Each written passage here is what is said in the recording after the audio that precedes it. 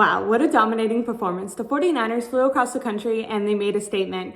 They are back. They look like the Super Bowl contenders that we thought they were over the first 5 games, winning against the Jaguars 34-3. The 49ers made the Jaguars look pedestrian. It didn't matter that they were coming off a 3-game losing streak, and it didn't matter that the Jaguars were coming off a 5-game win streak and looked like one of the hottest teams in the NFL. The 49ers utterly dominated the Jaguars on both sides of the ball. All of their stars showed up to play today. It's like they understood the importance of this game. They needed to come out of the bye week with intention and energy, and they did. This looked like a team that knows it needs to go on a run. The core is aging, and you could feel their drive and passion on the field. Trent Williams, Fred Warner, Deebo Samuel, George Kittle. This might be their last opportunity to play together and win the big game together. And you could tell that they took this game very seriously and that they were not going to back down. And they're not going to back down for the rest of the season. They're going to come out and try to fight and go as far as they can. Their backs were against the wall, and they showed up in a big way to say that they aren't done yet. I think praise for this dominating 49ers performance has to start with talking about the defense.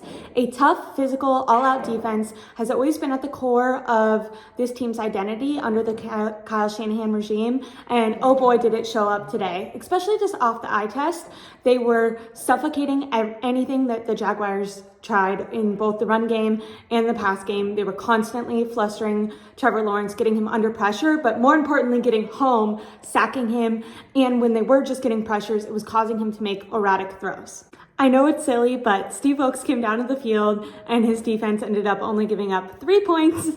They forced 4 turnovers and got 5 sacks. The secondary and pass rush were working hand in hand. Steve Wilks finally had his guys playing press man coverage and not giving up any easy yards. And the addition of Chase Young allowed Nick Bosa and the rest of the line to finally get home multiple times. As for the offensive side of the football, Kyle Shanahan seemed to have finally recognized that just handing the ball off to Christian McCaffrey or throwing the ball behind the line of scrimmage to Christian McCaffrey was no longer original or effective. This game was so much more fun offensively to watch and so much more successful because Kyle Shanahan actually distributed the ball to all of his offensive weapons and really allowed his stars to make play. 4 touchdowns for 4 playmakers. Brock Purdy had some excellent throws today. He also had some throws where he just kind of threw them up and hoped that his playmakers would make him look good. And you know what? They did. So I think sometimes you got to do that. He's excellent when he is not doing too much and not playing from behind. But anyways, overall, what an inspiring win.